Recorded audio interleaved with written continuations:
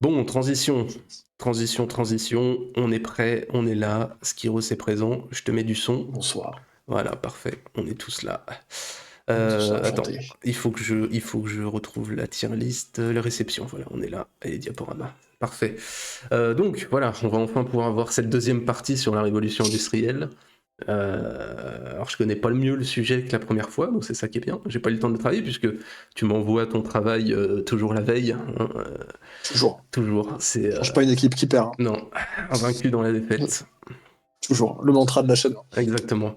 Bon, je reprends pas tout ce qui a été dit en introduction la première fois, hein, vous avez qu'à aller la revoir. Tout à fait. Il y aura je ferai un peu de redite, hein, mais Oui, bon, c'est normal histoire de parce que remettre un peu en contexte. bah, t'avais fait un travail surtout sur les tout débuts de la révolution industrielle, de J'ai fait un mémoire. travail sur le 18e siècle, hein. Mmh. C'était une blague. Et puis on avait conclu sur sa finitude historique un petit peu dans le monde occidental, mais en même temps que cette fin, on avait cette permanence dans la pensée actuelle, de par les transformations matérielles, idéologiques, je sais pas, le marxisme, hein, c'est qu'un exemple, et par des permanences sociales, tant la révolution industrielle a eu un impact sur nos sociétés, occidentales Complètement. d'abord.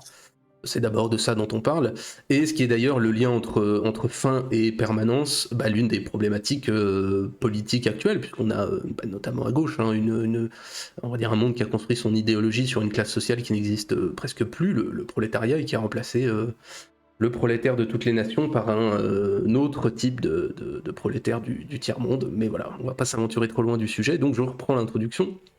Donc on a dit que la révolution industrielle avait été on va dire une transformation polymorphe plus qu'une stricte révolution. En tout cas, plus rien n'était comme avant. Et donc dès lors, on reprend, je reprends un peu la conclusion. Je pense que cette fin, c'est aussi une grande rupture. Le bouleversement qu'on connaît depuis sa fin est sans doute, en tout cas peut-être aussi important. Je ne sais pas s'il y a une école de pensée de la révolution des industriels, mais ça doit, j'imagine, exister avec la disparition en quelques décennies des industries, des gares, la continuation aussi d'une immigration, mais qui, peu importe sa provenance, hein, là n'est pas le sujet, mais qui n'a plus vocation à trouver ce travail de prolétaire, et qui va former un sous-prolétariat en grande partie. On a aussi l'abandon de l'idée de progrès technologique vertueux, en tout cas, et de cette espèce de positivisme total qui est quand même issu de la révolution industrielle. Une idée de progrès technologique qui est peut-être aujourd'hui plus tournée vers le potentiel du virtuel, une idée aussi qui est peut-être vue la technique non plus simplement comme un danger pour la liberté de l'homme, c'était un peu la pensée du 19e et du 20e, mais pour une espèce de survie de la planète, c'est un petit peu l'écologie. Voilà, et on a cette idée de progrès technologique vertueux qui a été remplacée par peut-être quelque chose de plus englobant qu'est le progressisme. Euh, qui a d'autres, on va dire, d'autres impacts plus idéologiques, hein. On a plus d'industrie, mais bon, les idéologies sociétales ont, je pense, continué à bouleverser, on va dire, les liens sociaux et familiaux sur lesquels ils ont apposé un petit peu une lutte des classes et une philosophie de l'histoire. Je crois que c'est quelque chose qu'on pourrait mettre dans la dernière partie. Tu me parlais de conclusion. Oui. Il y a sans doute on va dire, un lien entre ces deux idées. Ah bah bien sûr. Clairement. Clairement. Tu parles Mm. de choses. Je sais pas si t'as fini, mais. Non, non, j'ai pas fini parce qu'on avait Bah, évoqué, vas-y. je crois me souvenir avec un commentaire de Zieglo aussi, cette réindustrialisation impossible dans le cadre européen tel qu'il est conçu, un petit peu erratique, ouvert au marché. Et aussi dans ce qu'on est devenu, hein, c'est des consommateurs tertiarisés, ça c'est une certitude. On peut se demander qui a envie d'être ouvrier aujourd'hui, hein. Ce serait, comment dirais-je, revivre dans un affreux monde de droite, de hiérarchie naturelle selon les capacités intellectuelles ou physiques, hein, ce serait absolument atroce. Et surtout, ce que je pense, c'est un petit peu le clou dans le cercueil. On a l'image, quand on parle d'industrialisation, je sais pas, des gueules noires, et de ce que tu veux quand on parle d'industrie, des espèces de manards silicosés qui meurent à 49 ans après avoir fait les 3-8 à taper sur des bouts de ferraille en se grattant le dos avec des barres d'amiante. Mais voilà, relocaliser aujourd'hui une production qui est devenue à 90% robotisée, machinisée, je sais même pas si ça présente encore un intérêt. Bref, donc voilà, 250 ans de libéralisme sont passés et, comme le dit ce bon vieux Möller van den Bruck. Je vous rappelle que j'ai fait une vidéo sur le sujet, si vous ne savez pas. Et voilà, il n'y a qu'un réactionnaire pour croire que les événements passés peuvent être tenus pour nuls et non avenus. Voilà, donc ce ne sont pas juste des industries qui ont fermé, c'est un tissu social, humain, c'est toute une géographie des infrastructures et des communications. Voilà. Enfin, on est à l'abri de rien, mais il y a peu de chances que ça réapparaisse. Et puis de toute façon, je rappelle, comme certains travaux l'ont bien montré, que l'industrie, ça aboutit au fascisme ou au socialisme. Hein. Donc voilà, c'est de l'intérêt libéral que de se protéger des deux en détruisant l'industrie, comme ça la boucle est bouclée. Voilà, donc plus sérieusement, avant de parler de l'après, c'est le problème de conclure sur un sujet qui n'était pas fini dans la présentation première, mais voilà, c'est toujours bon de s'intéresser à ce qui fut. Et donc, eh bien, écoute, je te laisse la parole pour nous parler de ce qui fut, et donc de nous parler de cette révolution industrielle. De ce qui fut, de ce qui ne fut, et pour continuer dans le thème de la chaîne, et de ce qui ne fut pas. Exactement. Parce que, voilà. Merci pour l'introduction. Et en effet, on va parler de beaucoup de choses. Ça va être encore un peu dense et un peu décousu. Ça va décousu le moins possible, je l'espère. Évidemment, on va pas pouvoir parler de tous les pays en détail et de chaque secteur d'activité. C'est impossible et invivable. Enfin, voilà, on n'est pas là pour s'intéresser à l'industrie des moteurs diesel en Hollande en 1862. Pour la dernière fois, c'était vraiment comment cette modernité apparaît, on va dire, dans le sens modernité, progrès technique, technologique, et ce qui pourrait en découler de changements urbanistiques, sociétaux, politiques. La grosse tarte à la crème historiographique de ce siècle-là, c'est la modernité. C'est comment on passe de ce monde ancien à un nouveau, comment on aboutit en un siècle, de Napoléon aux tranchées de la guerre de 14, qui est quand même assez un petit bouleversement, mais qui est de plus en plus tempéré par un certain nombre d'écoles de pensée. Et on va un peu explorer tout ça. Le cadre de référence que je vais utiliser, ça serait évidemment la France, et un peu des pays en comparaison voisins, mais je ne parlerai pas notamment du cas américain, qui est un cas particulier, ni du cas russe. Pareil, pour des raisons un peu géographiques, c'est pas tout... Ah ben on peut pas tout aborder, c'est clair, c'est évident. C'est un siècle extrêmement dense, avec énormément de sources et beaucoup d'images, donc c'est très compliqué de tout faire. Pour continuer ce que j'avais fait la première fois, je suis bien au courant, et je voudrais que vous le soyez tous, la révolution industrielle, c'est un terme qui est connoté d'un point de vue historiographique dans le domaine de la recherche et qui ne fait pas l'unanimité. Il y a beaucoup de chercheurs et d'intellectuels qui parlent de processus industriel, d'industrialisation et ainsi de suite. Des grandes querelles historiographiques dans l'école, à l'université, parmi les académiciens, on va dire, et évidemment, qui suis-je pour trancher c'est pas le but ici. J'utiliserai les deux comme parfaits synonymes. Donc, vu qu'il faut découper pour mieux régner, on va dire, aujourd'hui, on va plutôt essayer de se focaliser sur la première partie du siècle, donc 1815-1850, mettre la petite carte en numéro 1. Ouais, il faudra me l'indiquer. Numéro 2, c'est. Il faudra me l'indiquer. Ouais, je te l'indique. Non, mais je te les indique, il n'y a pas de problème. Ok, pas de souci. Donc, le début du siècle, ça se termine, c'est plutôt une fin qu'un début, on va dire. C'est le congrès de Vienne, la fin de la grande épopée napoléonienne et l'instauration d'un nouvel ordre européen et mondial, avec une volonté de pacification et de fin des grands conflits qui ont quand même mis pendant presque 20 ans, finalement. Et donc, ce monde émerge. Donc voilà, c'est une carte bien connue qui doit être dans tous les manuels scolaires. Il y a évidemment une grande gagnante qui est l'Angleterre, enfin le Royaume-Uni, qui non seulement arbitre tous les découpages européens, mais aussi s'arroge la part du lion dans tout ce qui était outre-mer, puisque c'est au cours des guerres napoléoniennes que l'Angleterre récupère notamment l'Afrique du Sud et la Malaisie et Ceylan.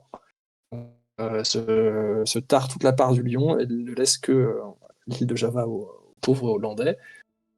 C'est l'ordre de Vienne, pour faire simple, va traverser tout le siècle, car en effet, en Europe, il y aura très peu de grands conflits sur tout le siècle, et particulièrement sur cette première partie. Il y a quelques petits cas, la Révolution belge, La révolution en Espagne, les indépendances dans les Balkans qui commencent, Ouais, dans les Grecs. c'est un ordre assez stable jusqu'en 1848, mais ça, on atteint la fin de ta partie, donc effectivement, on est Voilà. Mais sur autre même chose. après, il n'y a pas tant de grandes guerres européennes que ça reste des Oh, conflits relativement limités. ouais, c'est limité, mais Mais, Italie, mais France, Danemark, Italie, France, Autriche. Russie, tout le monde se tape dessus, mais à plutôt des petites échelles. Mais en effet, il n'y a pas de. C'est C'est plus un peu une période qui. largement des conflits bilatéraux ou trilatéraux maximum, mais effectivement, il n'y a pas de. Exactement. Exactement. Donc il faut se dire qu'après après une période extrêmement troublée et un 18e siècle qui a été fait aussi d'énormes conflits, c'est la première fois que c'est une paix toute relative en Europe, depuis quasiment le règne de Louis XIV.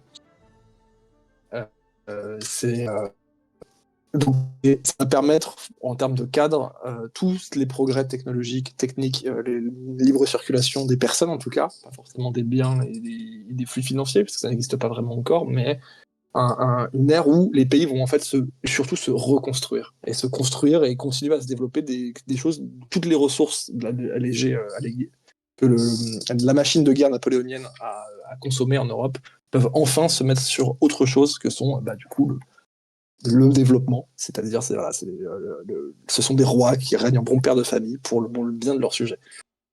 Et pour commencer toujours hors sujet, on va dire, évidemment, avant tout le processus industriel, il y a un processus qui tend un peu à oublier, qu'on tend un peu à oublier, qui passe sous les radars, notamment des historiens et des tartes à la crème en histoire, qui est la révolution agricole, qui commence au XVIIIe siècle et qui se poursuit dans cette première moitié de siècle.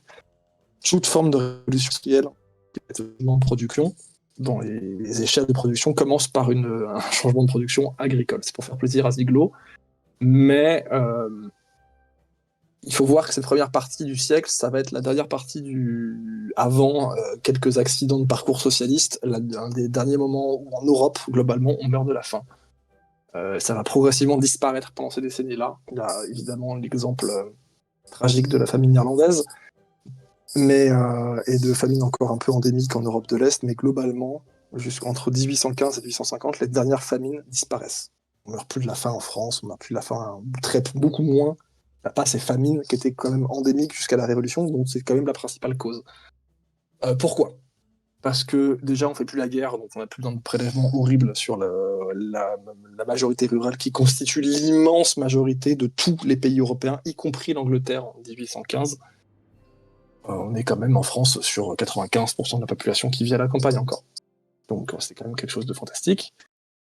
C'est par l'apparition de nouvelles cultures, tu peux mettre du coup l'image 3, sublime tableau, c'est atroce, mais Oui, ce sont les... c'est très beau. Ouais. C'est atroce, c'est horrible. Ça va être l'introduction massive de la patate.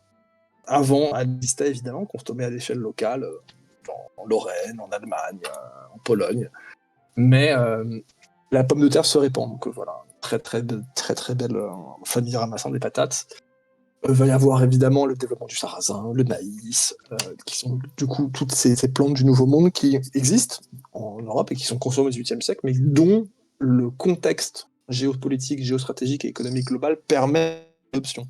Évidemment, cette pluriculture permet la fin des famines, permet un enrichissement global de la paysannerie. C'est à cause de ça, de cette révolution agricole, j'allais dire terrienne, où on commence à pouvoir essayer d'augmenter les rendements au maximum. Le cadre administratif global en Europe permet ça, hein, la fin des sociétés de classe, notamment, enfin d'ordre en France, notamment, permet ça. Et parce que nos bons vieux censitaires, dans cette monarchie censitaire qu'est la monarchie de la Restauration, puis la monarchie de Juillet, les propriétaires terriens se mettent enfin à investir dans leur domaine pour augmenter la rente parce que maintenant ils payent l'impôt. Oui, ce qui est pas le cas partout en Europe, effectivement. On aura des Pas du tout. sociétés, si on prend le sud de l'Italie, le royaume des deux Siciles, qui est encore largement féodal. Enfin voilà, il y a beaucoup de choses, Et il y a beaucoup de disparités. c'est le début.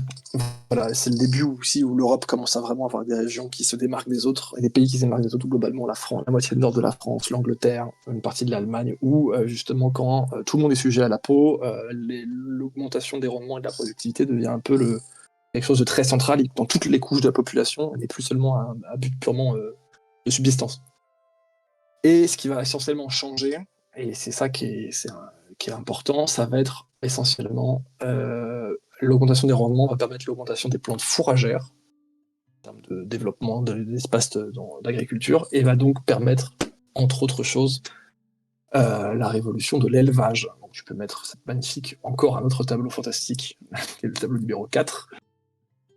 Ah oui, Toujours aussi hideux. C'est très beau, oui. C'est fantastique, c'est atroce. Si vous aimez ça, vous n'avez décidément aucun goût.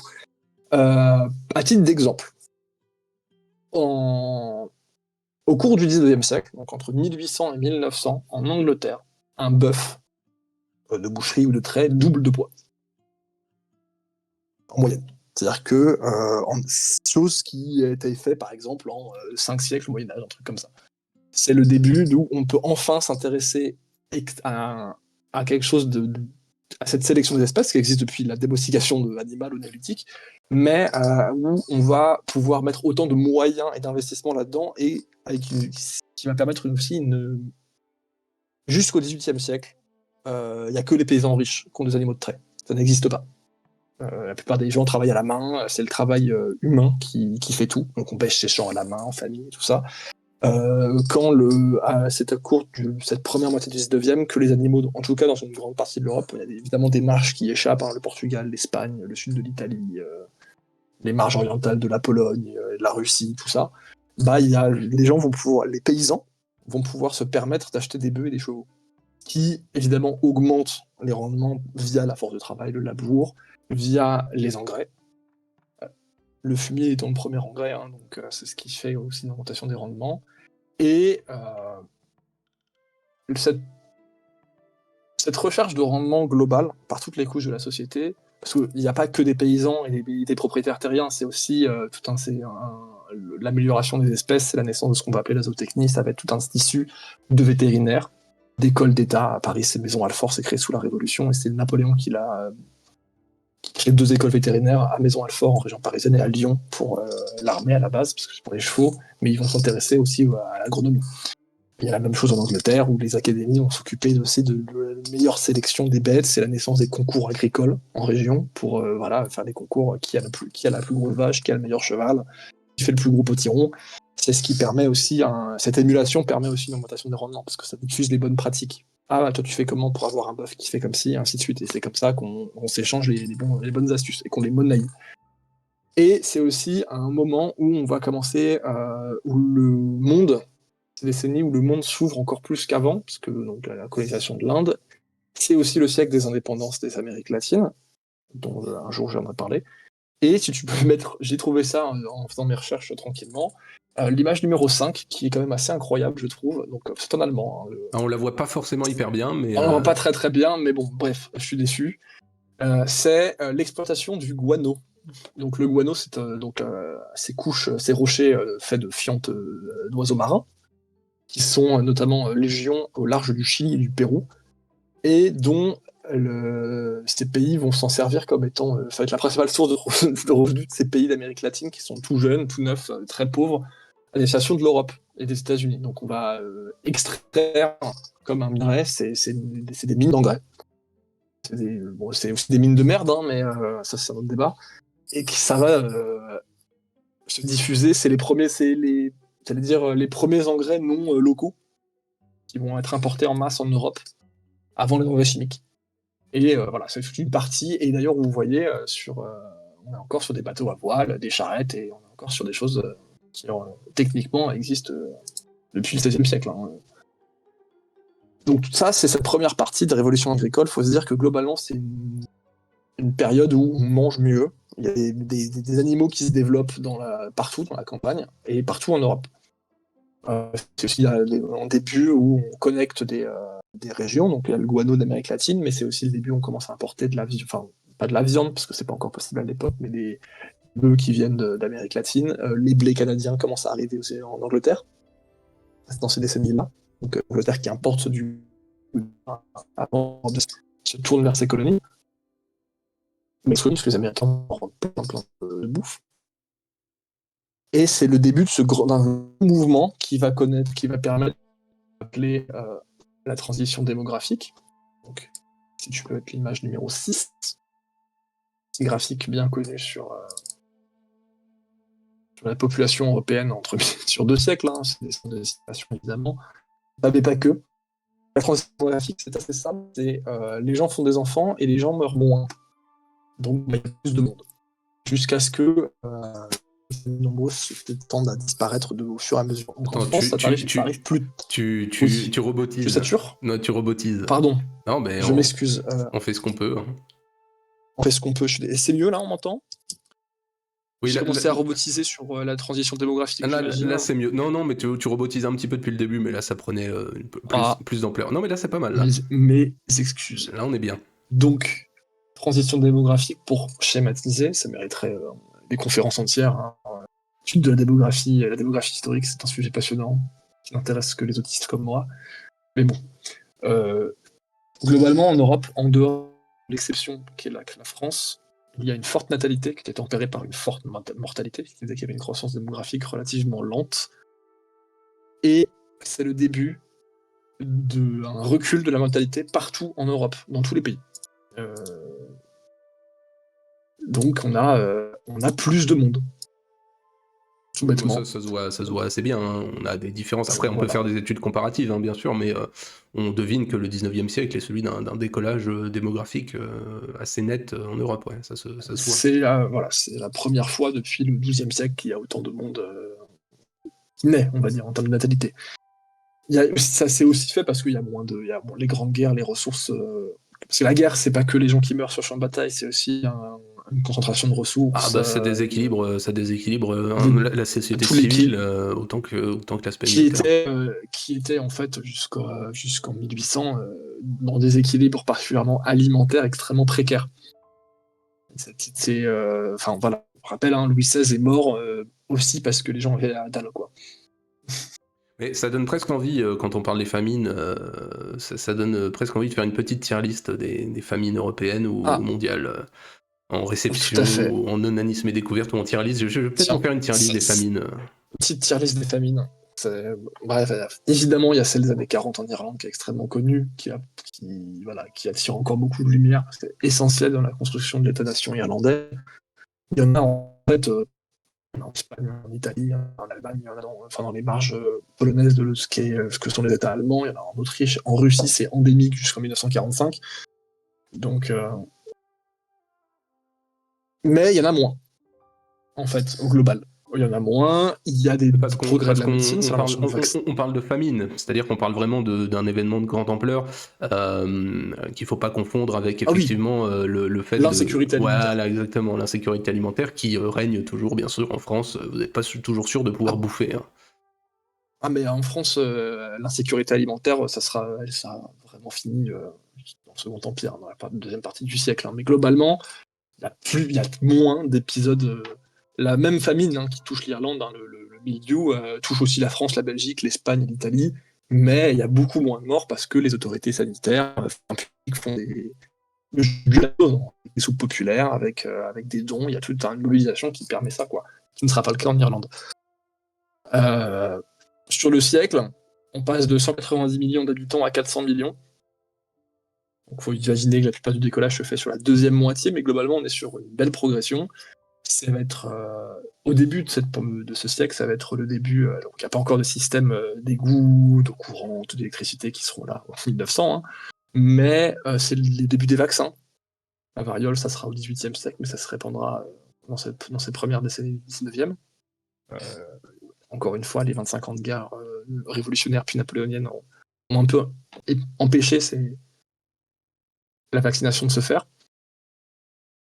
Et dans un monde majoritairement rural, évidemment, essor démographique, je veux dire, pression démographique sur les campagnes, et alimente l'exode rural. C'est une des premières fois, ça a toujours existé, les gens qui allaient en ville pour y vivre, mais c'est la première fois que ça devient un mouvement massif à l'échelle européenne, où les gens se déplacent vers la ville pour tout un tas de raisons, parce que la vie à la campagne n'est plus possible, la recherche d'une vie meilleure, et ainsi de suite.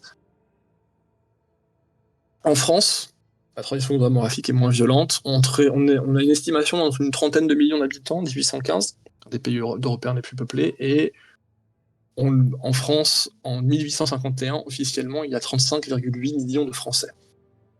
C'est beaucoup moins que les voisins, mais ça reste un État peuplé. C'est, pour terminer sur les généralités démographiques de cette première partie du siècle, c'est l'âge d'or des campagnes, en termes de part dans le PIB, de part de la production, de démographie. C'est le moment le plus peuplé. Le recensement de 1846, il indique qu'il y a 27,5 millions de gens qui habitent à la campagne. Dans la monarchie de la France, cette fin de monarchie finissante, qui correspond en fait à 80% de la population. C'est le chiffre en absolu, enfin en absolu et en relatif à quasiment le plus élevé, quoi. C'est vraiment, elles sont, faut pas du tout s'imaginer comme maintenant, où on a vraiment les gens qui sont concentrés dans les villes et leurs banlieues, et dans les départements dits ruraux où tu fais 35 bornes et puis il n'y a plus personne, quoi. Enfin, t'as une maison tous les 800 mètres. Là, c'est pas du tout le cas. C'est en fait une Europe, mais particulièrement une France, où les grandes villes, mais c'est aussi essentiellement une France des bourgs, des petits villages, des sous-préfectures, des chefs de canton, de toutes ces subdivisions qui ont tendance à disparaître, parce que bon, bah, maintenant les gens sont concentrés, hein. Mais voilà, c'est un peu ça le tableau. Je vous ai pas fait l'affront de vous mettre des villages, des photos de sous-préfecture, ça n'a aucun intérêt. Mais le paysage, en fait, humain n'est pas du tout le même que celui de maintenant. Il n'y a pas du tout des endroits extrêmes. Il y a des endroits extrêmement peuplés, mais il y a très peu de déserts humains. Y compris dans les territoires maintenant comme la Lozère, le Cantal ou la Creuse, où en fait il y avait plein de gens. Il y avait bien plus en 1850 que maintenant. Non, mais c'est différent. La comparaison est pas toujours simple, notamment pour le cas de la Lozère qui a réellement jamais été peuplée. C'est-à-dire que ça a pas tellement changé que ça. Mais oui, pour l'exemple creusois, j'en avais parlé dans la vidéo. C'est vrai que on perd une moitié de population effectivement en un siècle, ce qui n'est pas dû qu'aux conflits mondiaux, même si ils ont leur rôle à jouer aussi, notamment en perte de bras. Hein. On le voit d'ailleurs sur l'image que tu avais mis avant, c'est assez criant pour ce qui est de la France et de l'Angleterre. J'étais étonné d'ailleurs de voir une Allemagne qui n'était absolument pas impactée dans sa démographie par la Première Guerre mondiale. Ouais, je sais pas trop. Moi non plus. Pourtant, tempéré. Ouais, il n'y a pas eu de. C'est très étrange parce qu'en plus, point de vue territorial et tout ça, c'est stagnant entre guillemets. Donc, ouais, c'est très bizarre qu'ils ne soient pas affectés. Mais de toute façon, enfin bon, peu importe. Mais on voit de toute façon là, sur le tableau de l'évolution de la population, on sait que la France est un pays rural jusqu'aux années 60. Ouais, même après, parce que on sait c'est quoi la bascule, c'est 36. C'est 36. La bascule, c'est 36. Ouais, c'est ça. C'est les années 30. Mais le point de non-retour, on va dire, est atteint après-guerre, oui, clairement, dans les 50-60. Mais en fait, dans les années 50-60, c'est la fin d'un processus qui commence en 1850. C'est la fin de cette grande boucle. Donc, mais voilà, c'est aussi le début. Il apparaît ou à Lyon, ou à Lille, il y a des urbanisations qui commencent, qui annoncent en fait déjà Haussmann. Donc à Paris, c'est la nouvelle Athènes. Je regarderai sur Google, je mets tout en photo, c'est pas très intéressant.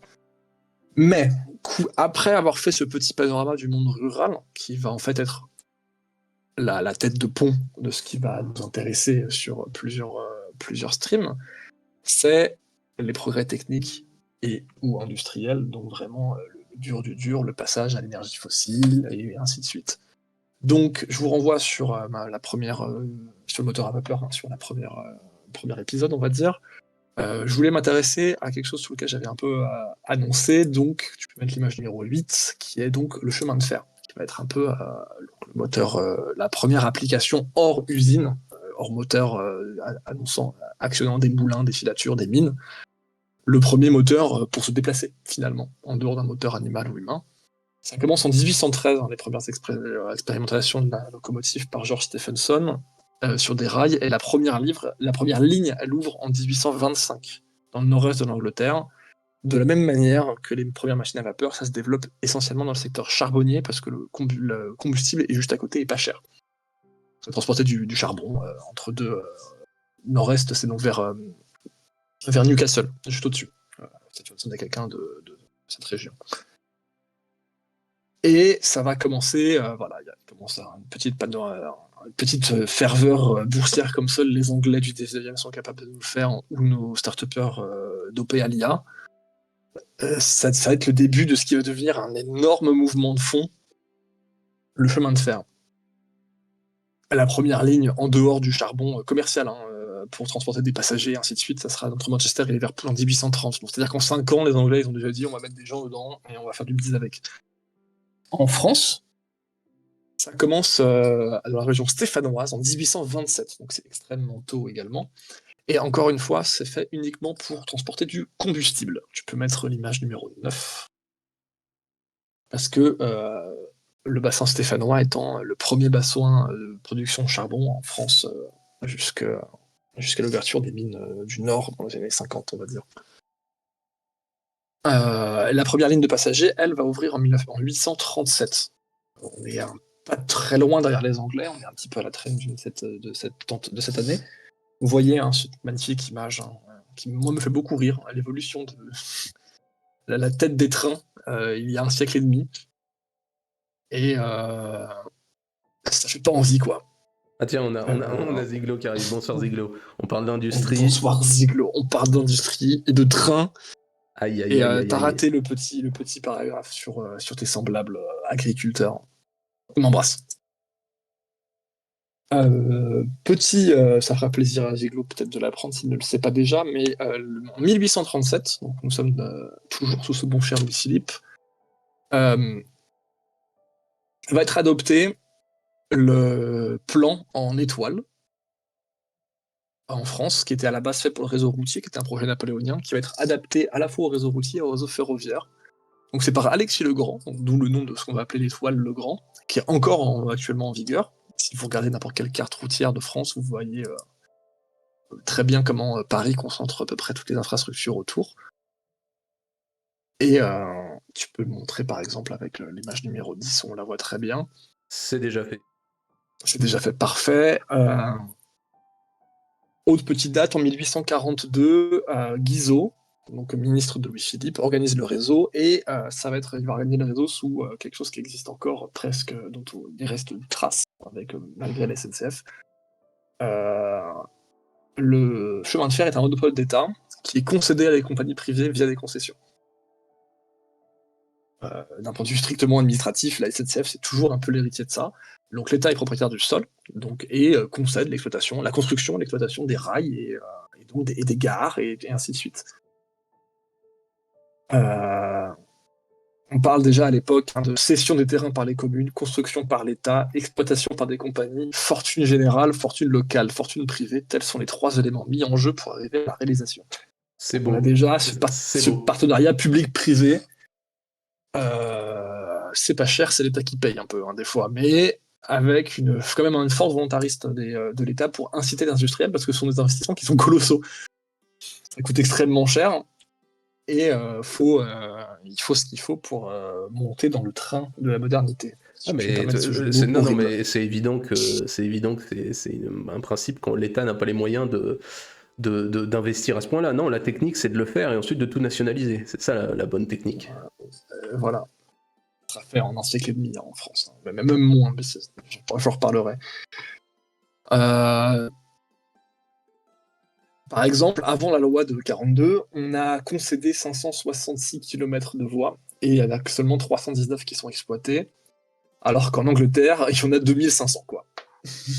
Et les Belges sont devant nous avec 378. Donc on est quand même derrière les Belges, ce qui est quand même une honte absolue.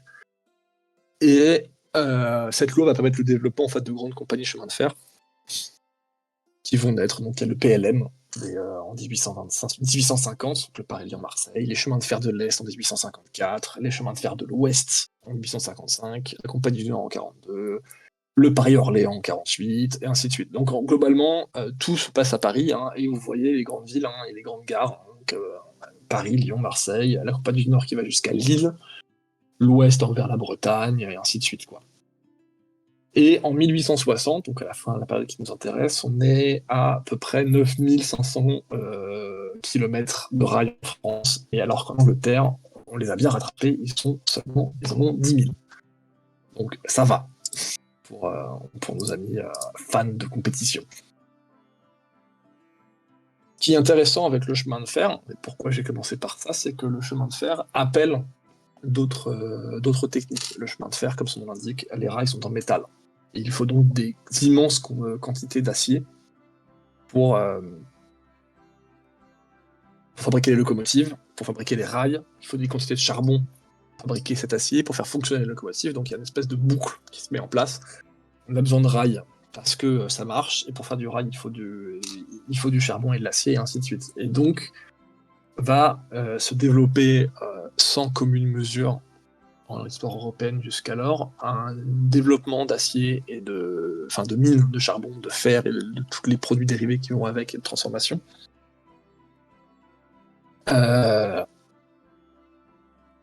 Si de souvenir, j'avais une petite image. Voilà, si je peux mettre l'image 11, ben d'abord la 12 en fait, plus clairement. Parce que là, Ça fait moche, hein, ce genre d'image. Hein. Je le dis, ça, je l'ai déjà fait, ouais, ça c'est redonne moi. pas bien. Ouais, je Pas sais, grave. c'est dégueulasse. Je m'excuse. J'ai pas fait gaffe. J'aurais dû la rechanger. Mais bon, c'est moche, c'est laid, mais globalement, vous voyez des petites augmentations de pic. C'est stratosphérique. On multiplie la production de fonte et d'acier par 1000. Ça double par tous les ans. Enfin, c'est colossal. L'acier, petit cours de chimie pour ceux qui auraient séché en cinquième. L'acier, c'est fait à partir de fer et de carbone. Donc, jusqu'il y a au XVIIIe siècle et au XIXe, on utilisait du charbon de bois, qui était la base de toutes les forges. Il se trouve qu'en Angleterre, il n'y avait plus beaucoup de bois, et ils sont mis à utiliser du charbon de terre, et qui va permettre, qu'ils ont en quantité abondante également, comme de fer, et ce qui va permettre d'augmenter énormément leur production d'acier, qui est nécessaire pour fabriquer leurs machines, le chemin de fer, leurs machines à vapeur, leurs machines à faire des filatures, et ainsi de suite. Un historien parlait d'une civilisation du métal, en fait, qui commençait à naître vraiment au 19e et qui commence à se répandre dans toutes les couches de population, qui n'est plus seulement réservée à une élite militaire et ou sociale. Avant, les objets étaient plutôt en bois ou en terre cuite, alors que le métal se développe véritablement partout. Pour le problème du charbon de terre, par rapport au charbon de bois, c'est qu'il est peut-être moins. Il a plein d'avantages. Il coûte souvent moins cher, en tout cas en Angleterre, il coûte moins cher, il brûle mieux, plus fort, plus vite, donc il est parfait pour atteindre les températures nécessaires de l'acier. Je rappelle que le fer fond entre 1100 et 1200 degrés, ce qui est extrêmement chaud et extrêmement compliqué, qui demande des quantités de carburant hallucinantes. Et donc le charbon de terre marche mieux pour ça, il en faut moins pour aller plus vite. Néanmoins, il a un grand désavantage, c'est qu'il libère trop de carbone dans le fer, ce qui n'en fait pas de l'acier, mais de la fonte. La fonte, c'est très bien, on fait plein de choses avec, sauf que c'est plus cassant et plus fragile que l'acier. Et le gros procédé, qui va naître en 1818, donc là je peux mettre l'image numéro 11, j'aurais dû les inverser, c'est ce qu'on va appeler le pudelage, le four à pudeler. C'est dégueulasse. Mais en gros, pour simplifier, je sais pas vous l'expliquer, ça mériterait la sidérurgie mériterait un épisode à part entière. Ça permet en fait d'enlever le carbone et les déchets superflus, et donc d'obtenir la quantité de métal que l'on veut. Donc évidemment, tout ça sera perfectionné à l'infini pendant tout le siècle, avec tout plein d'essais, de chimie, et ainsi de suite, pour arriver à des fours électriques colossaux avant la guerre de 14. Mais globalement, le début de la production en masse de métal commence via cette technique-là, ce qui va permettre un des premiers exploits architecturaux modernes. Si tu mets l'image numéro 13, on est en 1798 de tête. Le Iron Bridge sur la Severn à Coalbrook-Dale, donc c'est pas très loin de Bristol, dans le sud de l'Angleterre, et qui est le premier pont entièrement en métal, qui est en fonte et en acier. Voilà, c'est le premier. Et on voit déjà les formes qui annoncent les ponts Eiffel et ainsi de suite, quoi. C'est déjà maintenant moindre pont construit après 1840 ressemble Oui, à on ça, est quoi. déjà dans le 19e, quoi. Voilà. Ça va prendre un certain temps dans les bateaux, dans l'architecture et ainsi de suite, mais il faut se dire qu'il y a, voilà, il y a une quantité de métal qui va être disponible sur le marché et donc utilisable à des domaines qu'il n'était pas jusqu'alors, ou peu. Notamment l'architecture, la construction navale et tout un tas d'objets du quotidien. En fait, ce ces deux exemples, que sont le chemin de fer et la sidérurgie, ça marque un changement dans les habitudes de production et de consommation via l'énergie fossile, le charbon. On se met à produire plus vite, à plus grande échelle, on standardise de plus en plus les produits, et c'est pas seulement une ligne sur un tableau de compte qui change, ça va être aussi des habitudes de vie et des habitudes de consommation. Le travail à l'usine change, le travail, tout ça influe en fait dans toutes les modes de société, donc dans toutes les parties de la société. C'est pas seulement juste, bon bah voilà, j'ai une voiture qui est plus grande, un pont qui est en métal plutôt que d'être en bois, quoi. Ça mobilise des pans entiers de la société qui voient leur vie en fait changer à plein d'échelles. Avec la sidérurgie, la deuxième locomotive de l'industrie de cette première partie du siècle, et qui vont en fait tirer toute l'industrialisation jusque dans les années 1960, sans faire de mauvais jeu de mots, mais c'est le textile. C'est les deux grands domaines traditionnels de toute l'historiographie. Première révolution industrielle, charbon, textile, vapeur. Donc c'est la principale industrie du siècle, même si la sidérurgie prend une part extrêmement importante, notamment dans l'espace, puisque la sidérurgie, des mines et tout un tas de... ça influe. Ça impacte vraiment le paysage, en fait. Là où le textile, bon bah, il y avait des moutons avant, il y a toujours des moutons, quoi. Et c'est aussi la soie, la laine, le coton. C'est le développement d'un énorme commerce mondial de coton. Et le truc du textile, c'est que ça a besoin de plein. C'est pas là où le métal nécessite beaucoup de matières premières, mais il n'y a qu'une seule étape de transformation pour schématiser, donc le fait de le fondre. Le textile, ça va être filer, tisser, teindre, et ainsi de suite pour travailler le tissu. Mais d'ailleurs, c'est juste une remarque comme ça, mais c'est intéressant de voir ce que finalement ce processus industriel va créer, ou ce qui se contente d'améliorer dans certains points le textile, la mine. Je veux dire, c'est des choses, les mines, c'est des choses qu'on Oui, vous êtes depuis longtemps, mais mais c'est intéressant de voir ce qui est amélioré et ce qui est vraiment créé ex nihilo. J'ai l'impression que là où elle crée le plus, c'est dans ce qui est pas forcément toujours industriel, tu vois, la pensée, le politique, le capital, le bâti. Clairement, mais Bah, tu vas voir que c'est un peu tout mon propos de ce soir, c'est que en fait je suis pas si con alors, ça va. Non, tu n'es pas si con. Mais en effet, moi, en tout cas, c'est comme ça que je vois cette période. C'est plutôt qu'un changement, c'est pas ça reste un changement, mais c'est une amplification des processus qui existent déjà.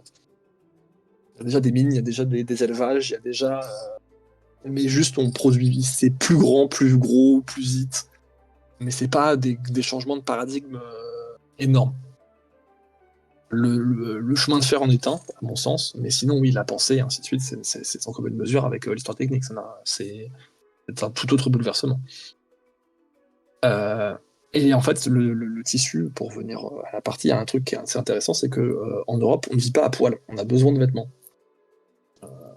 Je n'offense pas nos amis allemands qui pratiquent le naturisme, mais on a quand même besoin de vêtements d'une partie de l'année dû au climat froid. Et ce qui fait donc en fait du textile un des principaux biens de consommation qui ne soit pas alimentaire, et dont tout le monde a besoin. Tout le monde s'habille. Tout le monde a. Parfois, tu vois, même les clodos sont habillés en 1820. Mais. Et donc, il y a un marché énorme, puisque en fait, tout le monde en achète. Tout le monde doit en acheter. Tu n'achètes pas les mêmes, ça ne coûte pas le même prix, ils n'ont pas la même forme, la même taille, la même qualité, mais tout le monde en a. Il y avait tout le secteur dont j'avais parlé la dernière fois des indiennes en tissu, de coton, qui continue, mais qui vont connaître un développement colossal. Je vais pas rentrer parce que c'est tout un...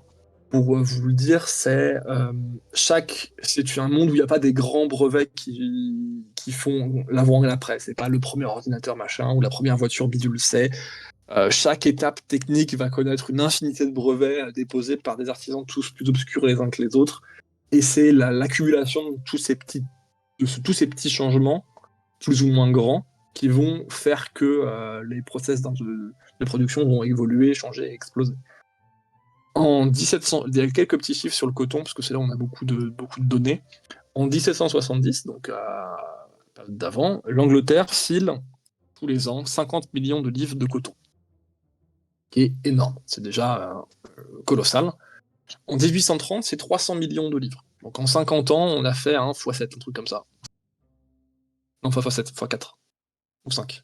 Je suis nul en maths. Vous ferez les calculs vous-même. Vous êtes grand. C'est 240 000 métiers mécaniques autour de 1850 en Angleterre. C'est-à-dire qu'il y a une mécanisation du travail qui est colossale. D'autres chiffres, ça indique en fait des concentrations aussi d'ouvriers dans le même endroit. En France, dans les années 1830, c'est 60% de la main-d'œuvre industrielle, donc de ce qu'on va appeler le prolétariat. On n'appelle pas encore le prolétariat, mais ce qui va vite le devenir. C'est 60% de la main-d'œuvre industrielle, c'est les unités textiles. Et c'est 50% en Angleterre. Donc faut se dire, imaginez-vous qu'il y a un seul secteur d'activité qui concentre la moitié des actifs, plus de la moitié au minimum des actifs. Enfin, vous n'avez pas 50% des gens qui travaillent dans le tertiaire en France qui sont assureurs. Enfin, ça n'aurait aucun sens. Et bah là, c'est le cas. Dans la première partie du 19e siècle, la moitié des importations anglaises sont du tissu. Des exportations, tu veux dire? Ouais, des exportations, je veux dire, pardon, je me suis trompé. Mais d'ailleurs, c'est deux observations à ce sujet. C'est d'ailleurs, je crois, à vérifier, mais toujours un secteur assez important de l'économie française. Et Oui, là, je vais m'aventurer dans mes souvenirs, mais avec la crise Covid, ça a été un bon exemple de la difficulté pratique à réindustrialiser, même à relocaliser, même avant de réindustrialiser, parce qu'il y a plusieurs raisons. C'est que comme j'avais dit, tu as un modèle très machinique, donc c'est compliqué parce que ça ne génère pas forcément de temps d'emploi. Tu as des gens qui sont pas formés, donc il faut les reformer. Tu as des technologies et savoirs qu'on a perdus. Donc c'est très difficile parce qu'en fait on se rend compte qu'on produit des trucs moins bien pour plus cher parce qu'on n'a plus le savoir-faire et du coup tu te retrouves au mieux à faire du marketing avec du made in France à chier, surtout qu'on peut pas le faire avec l'UE, mais bon ça c'est encore un autre sujet politique, c'est autre chose, mais c'est vrai que voilà, c'est dans la pratique la difficulté réelle et concrète à réindustrialiser un pan de l'économie où on se rend compte que voilà, le modèle est très très très porté sur la machine plus que l'homme, qu'en plus il faut former les hommes avec des technologies qu'on n'a plus. Donc c'est vrai que ça a été un bon exemple et finalement 5 ans après un échec complet, mais ouais c'était assez intéressant. oui, oui. C'est un des rares secteurs où on a Non, essayé de faire quelque chose. mais c'est emblématique. Alors oui, la France s'en sort pas si mal, et avec les mêmes choses, en fait, il y a des tendances qui existent, qui se dessinent dès ces années-là. Vosdiglo qui dit forcément ça quand c'est la seule industrie développée. Bah en fait, c'est pas la seule industrie développée, c'est celle qui va concentrer une partie des capitaux. Mais faut se dire que on produit des millions de tonnes de fonte, il y a mais c'est juste, c'est-à-dire juste avec beaucoup de guillemets, c'est celle qui va se concentrer. Là où le reste est encore très dispersé et à l'échelle de petits ateliers, à des consommations locales. C'était les premières grandes concentrations de main-d'œuvre dans le même endroit en fait. Et, mais oui, par exemple, la France va dès ces années-là se différencier d'une voie anglaise qui produit en masse, grâce à son empire colonial, à savoir une énergie pas chère, qu'est le charbon, et ainsi de suite. Là où en France, on va choisir une autre voie qui va être qui dessine en fait celle du luxe, de tissus de meilleure qualité, différents. En France, par exemple, c'est un grand pays, c'est le pays européen de la soie, dès ces époques-là, et même depuis avant, avec toute la région lyonnaise et stéphanoise, par exemple. Et où il y a des produits plus qualitatifs, entre guillemets, et plus chers, mais produits à plus petite échelle. Et à côté de ces grandes industries qui concentrent les capitaux, les ouvriers, le regard des politiques publiques, parce que évidemment l'État s'en mêle par des subventions, par une législation extrêmement favorable, le travail des enfants, des choses, pas le droit d'association, pas de syndicat, pas de chômage, pas d'assurance, bref, toutes les lois sociales n'existent pas à cette époque-là. À ces époques-là, en Angleterre, j'en reparlerai à un autre moment, il y a toute une lutte assez intéressante qui va être celle des Ludites. Je développerai dans une autre fois. Les gens n'ont pas le droit de vote. En tout cas, voilà, c'est un endroit, j'allais dire, l'âge d'or d'un libéralisme complètement débridé, parce qu'en fait, on est en train de l'inventer. Ça n'existe pas encore. Et Oui, donc, tout se fait, non, quoi. mais il faut comprendre que c'est la transition, c'est une époque dure, ça c'est évident, mais qui marque aussi la transition en fait d'un statut dégradé du citoyen paysan au statut dégradé du citoyen prolétaire. Je veux dire, Exactement. on est dans un monde qui était dur avant et qui reste dur pour la personne qui travaille dans le monde de l'industrie. Donc voilà, il y a pas de, parfois c'est germinal. Enfin, tu vois, il y a un côté un peu, comment dirais-je, Balzac, tout ça. Il y a un côté développement de l'industrie qui écrase l'homme, mais l'homme a toujours été écrasé. Hein, je veux dire, Ah, le complètement. Pékin de base, c'est juste une transition et pas une évolution. Non, mais je dis ça parce que c'est vrai que le 19e, il y a les mines et tout ça, il y a toujours ce Ah côté. oui, mais Voilà. en fait, c'est un siècle qui souffre par rapport à d'autres d'être un moment où on a des images, beaucoup de textes et des images complètement misérabilistes. Voilà, Ouais, qui de sont pauvres réels. ouvriers, Bah, qui sont mais réels. qui sont complètement réels. Hein. C'est abominable. Hein. Vivre Mais dans Balzac, c'est abominable. Mais Hein, parce qu'il nous ressemble plus que le citoyen d'Ancien Régime. Enfin, bon, même s'il y a une c'est ça en différence, mais fait, voilà. c'est ça. Il y a des différences, mais oui, c'est un monde qu'on comprend plus déjà. Voilà, la géographie est à peu près la même. Ils ont des conceptions mentales qui sont relativement proches des nôtres par rapport à un paysan du XVIe siècle qui devait avoir une sacrée vie de merde, mais, euh, mais dont on a du mal à s'identifier en fait. Et dernier point qui en fait les relie tous, c'est le charbon. Le charbon, qui est au cœur de cette partie du siècle, ça va être le changement d'énergie, de source d'énergie. Alors, je vais m'attarder sur le cas français, ça va être voilà, l'image, tu peux zapper, voilà, l'image numéro 16, ça c'est la carte des bassins. L'image numéro 16, c'est la carte des bassins charbonniers en France. Il se trouve que par rapport à d'autres pays, par rapport à notre voisin d'outre-Manche, la géologie ne nous a pas bénis en termes de charbon. Et il se trouve que en France, à partir des années 1820-1830, on essaie de faire comme les Anglais, il y a des Anglais qui sont là, des ingénieurs et ainsi de suite, et on se met du coup à essayer de voir si c'est possible de faire la même chose. Il se trouve que non. On prospecte l'intégralité du territoire métropolitain, on a cherché partout. Partout. Et il se trouve que c'est pas fou. En fait, globalement, en France, il y a deux grands bassins charbonniers qui vont être exploités tout au long du siècle. Ça va être d'abord le bassin autour de Saint-Étienne, le bassin de la Loire, et ensuite le bassin du Nord. Tous les autres resteront importants, hein, mais seront secondaires par rapport à ces deux grands bassins industriels. Oui, il y a du charbon dans les Alpes, il se trouve que ça n'a aucun sens de l'exploiter, c'est trop loin, trop cher, trop chiant. Donc on sait qu'il y en a, mais on n'y va pas. Et on n'y est pas allé en 1830 parce que c'était pire qu'avant. Enfin, pire que maintenant pour en récupérer. En 1844, le bassin de la Loire, c'est 44% de la production charbon française. Donc le bassin de la Loire, c'est Saint-Étienne. Pour faire simple, c'est vraiment c'est Saint-Étienne. Ce qui fait que voilà, c'est une ville ouvrière et minière depuis ces années-là, ce qui fait donc une ville désastreuse à visiter.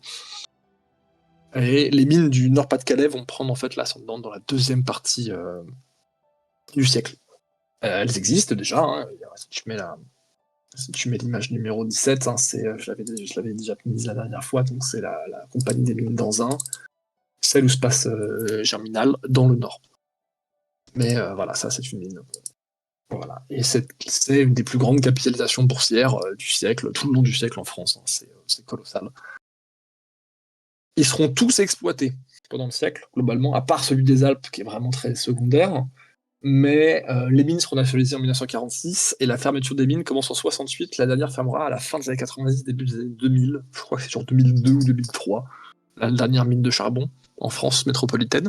C'est où? Il me semblait que c'était. Dans le nord. Ah ouais, c'est dans le nord. C'est Ok, ok, oui, ok. c'est pas non c'est l'est, enfin nord-est, Ouais, ouais, je crois que c'était genre chez les moi. Je Ardennes. crois que c'est vers Oui, chez c'est pas moi. chez toi. Enfin, un coin probablement sordide, mais qui dit mine de charbon dit coin sordide. Hein, je suis désolé, hein, mais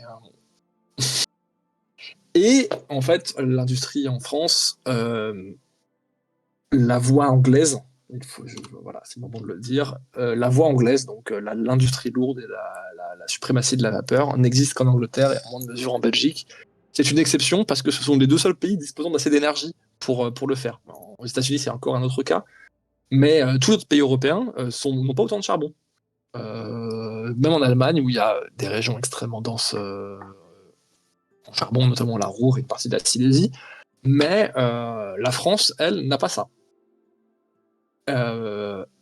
Jusque dans les années 50, même tout le long du siècle, la France va devoir importer beaucoup de charbon, tout du long. Mais je Le sais pic, ça sera le Second Empire. je crois il y a des endroits où ce sera plus tardif, le commencement de l'exploitation. Je crois qu'en Lorraine, qui est un des plus Ah oui, c'est gros tard, ouais, bassins, ouais. je crois que ça commence vraiment les tout débuts, bon, vers 1830, mais je crois que c'est vraiment deuxième partie du 19e où on commence à Ah exploiter oui, oui. le gros gisement. Mais je Mais, parlerai de, je parlerai de Pont-à-Mousson dans une vidéo ah, bien l'année sûr. Mais prochaine. faut se dire que tous les grands bassins charbonniers qu'on a du Nord, les grands chevalements autour de Lens et tout ça, sont des choses qui existent, qui sont construites à partir des années 1870 parfois. Ouais, c'est ça. Donc c'est Et assez puis tard, hein. l'industrialisation, c'est ce qu'on disait, ce mouvement aussi de dynamique, parce que le charbon, avant, on n'en avait pas besoin d'autant, mais on l'exploite depuis quand même un certain temps dans certains coins. Hein. Depuis le 15e siècle, Ouais, hein. c'est ça, c'est ça, c'est ça. Donc, Mais, faut se rendre compte aussi de l'impact majeur que va avoir cette première moitié du 19e, parce que, je sais pas, des villes. J'ai pas d'exemple en tête, mais genre Mont-Solémine, tu vois, rien que le nom, oui, ça apparaît dans cette époque-là. Hein. C'est une ville champignon, quoi. Donc, et c'est pas la oui, seule. oui, Le complètement. C'est Creusot, une ce genre de ville, c'est merde. Mont-Solémide et le Creusot, c'est donc Schneiderville, hein. Ça commence dans les années 1840 et puis ça apparaît, ça sort de nulle part, hein. C'est vraiment, c'est à l'avant, c'est 5 maisons et des champs, et puis après, c'est les plus grands centres industriels Bah, français. c'est ça, c'est ce qu'il faut. Parfois, c'est bien de donner un En exemple 30 ans, quoi. pratique comment dirais-je, de l'impact que ça aura En 30, bien sûr. sur Il faut, la géographie sociale. tout à fait. Mais Saint-Étienne, qui est une ville extrêmement secondaire avant 1830, genre qui est vraiment la grande banlieue du Grand Lyon, on va dire, pour faire simple. C'est une ville, enfin, c'est vraiment, Ouais, c'est une j'espère qu'il n'y a pas de sous-préfecture, quoi, Stéphanois qui les en regardent termes parce que d'importance. ils vont pas être contents. Non, non, ils vont pas être contents, mais qui va d'un seul coup devenir un centre de production de tissus, de sidérurgie, de mines, qui est colossal. Ça, c'est des villes qui voient leur population multipliée par 30. Et voilà, pour parler d'un cas que je connais un peu plus, qui est un peu plus tardif, mais Montluçon, jusqu'en les années 1880, c'est vraiment une ville de province toute petite. Et en 30 ans, la population, elle quadruple, quoi. Donc, c'est, le charbon va permettre en fait cette concentration de puissance et donc d'humains. Qui va donc faire des villes de plus en plus grosses, qui vont de plus en plus grandes, qui vont devenir de plus en plus grandes, avec des villes de plus en plus grandes, et ainsi de suite. Mais ça, faut le tempérer, et particulièrement pour cette première moitié de siècle, où en fait on est vraiment dans cette partie de démarrage où il y a le changement le plus brutal. D'un seul coup, on passe d'un mode de production qui n'a pas vraiment beaucoup changé depuis Colbert et les corporations à d'un seul coup, on met des machines partout avec des moteurs à vapeur. Il se trouve que la réalité, le réel, est un peu plus compliqué que ça, et il ne faut pas voir nous, on a cette tendance-là à partir depuis 1945 de croire qu'une technologie nouvelle remplace l'ancienne. Voilà, on avait des calèches à cheval, on a eu des voitures, et maintenant il n'y a plus de calèches à cheval. Et ainsi de suite. Il se trouve qu'au 19e siècle, et particulièrement dans le secteur de l'énergie, les choses s'additionnent. C'est pas, on avait des moulins à eau et on va tous les remplacer par des moteurs à vapeur. On va avoir des moulins à eau et des moteurs à vapeur qui parfois coexistent dans le même espace géographique. Parce que la nouvelle technologie qui est le charbon en France, elle a plein de défauts. On n'a pas assez. On importe 50%. Et ce qui motive le grand traité de libre-échange entre la France et l'Angleterre sous Napoléon III, c'est qu'ils vont en filer plein. C'est pour toi, Ziglo, hein, c'est cadeau. Mais donc, le charbon, c'est cher. Il faut l'importer. Et un moteur à vapeur, ça coûte cher. Parce qu'il faut tout le charbon, il faut le moteur, il faut les techniciens, parce que sinon ça marche pas. Donc, c'est que des coûts, en fait. C'est du capital qui est extrêmement cher. Et surtout, il y a tout un cas de savoir-faire technique qu'il faut payer, qu'on n'a pas. Alors oui, le charbon de bois s'est fait remplacer à l'époque, mais parce qu'on commence à interdire de couper des forêts aussi, hein. Le charbon était vu comme un remède écologique à l'époque pour protéger la nature. On arrête de tuer les animaux dans les forêts et les forêts parce qu'on utilise du charbon. Et ce qui maintenant nous fait un peu rigoler. Et il se trouve que en France, on va utiliser d'autres sources d'énergie. Donc la plus importante, voilà, c'est l'énergie hydraulique, c'est le moulin. Et en France, on n'a pas de charbon, mais on a des ruisseaux. Et il faut se dire qu'en 1820, quand on parle de quelqu'un d'un moteur, il imagine un moulin.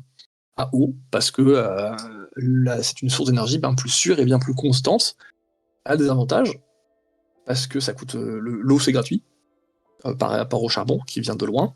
La force c'est beaucoup moins puissant qu'une machine à vapeur, mais c'est pas grave, on n'en a pas besoin.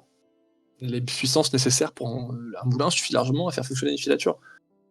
Et c'est un savoir-faire technique qu'on connaît. Tu parlais de savoir-faire sur le perdu, sur le textile. Il se trouve que quand t'as pas besoin d'importer des ingénieurs de l'autre bout du monde qui te demandent des ponts d'or pour installer des moteurs que personne ne comprend, que t'appelles le forgeron du coin ou du bourg d'à côté, bah ça suffit en fait. Et c'est comme ça que les usines vont se développer en France, essentiellement autour des cours d'eau. Donc ça fait des concentrations d'industrie beaucoup moins puissantes qu'en Angleterre, beaucoup moins grosses. On n'a pas des très grandes usines, il y en a mais moins. Mais on a tout un tissu de PME, de petits ateliers qui fonctionnent avec essentiellement l'autoconstruction et le financement en fait. Il n'y a pas de il y a un développement moindre aussi du secteur financier en France dans l'industrie parce que y en a moins besoin. Il n'y a pas besoin de grandes banques pour financer des énormes hauts fourneaux et ainsi de suite. Et les moulins, ils vont servir à tout. Hein. On va faire tout avec des moulins. Si tu peux mettre l'image numéro 19, donc, qui est un marteau pilon accédé par un moulin. C'est donc une forge hydraulique. Où en fait, la force de l'eau, hein, on voit les engrenages derrière et ainsi de suite, où c'est la force de l'eau qui fait tourner les marteaux, qui fait tourner les soufflets de toute la forge. Waouh, on va Du avoir du style. mal à produire en masse avec Jean-Jean et son marteau pilon, mais pourquoi pas, hein, pourquoi pas. Non, mais dans un monde où des Jean-Jean et son marteau pilon, il y en a un peu partout et que bon, je fais pas des milliards de coups comme on va faire en 1890, en 1900 ou l'apogée qui serait la guerre de 14, mais pour Jean-Jean avec son marteau pilon, on peut te fabriquer un métier à tisser et ça va suffire quoi, et ainsi de suite. Et après, au fur et à mesure, après ça va avec le développement notamment du chemin de fer, qui vont vraiment désenclaver les territoires et ainsi de suite. Faut se dire qu'avec le moteur hydraulique, t'es concentré, l'industrie peut se mettre que à côté des cours d'eau, et c'est pas forcément là où il y a la main-d'œuvre, c'est pas forcément là où il y a les marchés, et ainsi de suite. Ça- la géographie de la production n'est pas du tout la même, et n'est pas forcément adaptée à la réalité, ce qui est en train de se constituer comme un gigantesque marché national. Là où le chemin de fer permet de faire ça. C'est que plus le chemin de fer se développe avec l'abaissement des coûts de transport, plus on peut mettre des usines là où on a envie, et qui sont donc à côté des bassins de population ou à côté des bassins de matières premières beaucoup plus facilement. La machine à vapeur permet de s'affranchir d'une partie des contraintes de la géographie terrestre. Mais là où je voulais, pour terminer et un peu débunker, on parlait de révolution agricole au début, et de progrès de l'élevage, et de beaux bœufs bien gras et de tableaux extrêmement laids. Il y a une autre énergie qui est extrêmement utile et utilisée depuis j'allais dire la nuit des temps, mais au moins depuis néolithique, c'est l'énergie animale. Alors, c'est très bête de le dire comme ça, mais le 19e siècle est tout autant le siècle de la machine à vapeur que le siècle de l'énergie animale, que de l'emploi des animaux.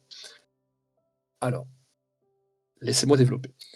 Il y a des progrès d'élevage qui font qu'il y a plus de cheval, plus de chevaux, plus de bœufs, plus d'animaux de trait qui sont plus grands, plus lourds et plus performants. Il se trouve que l'animal coûte moins cher, est plus facile à nourrir et plus accessible qu'un moteur à vapeur, pour tout un tas de raisons. Pas de charbon, les gens les connaissent, c'est un savoir-faire technique qui est parfaitement éprouvé. Le paysan, ou le forgeron, tu lui dis, bon, bah, ça sera un cheval qui fera tourner ta forge, il sait ce que c'est qu'un cheval, alors qu'un moteur à vapeur, il sait pas. Notamment, les chevaux vont avoir un rôle fantastique, ça va être un énorme siècle du cheval, alors pour le transport classique, hein, mais pas que.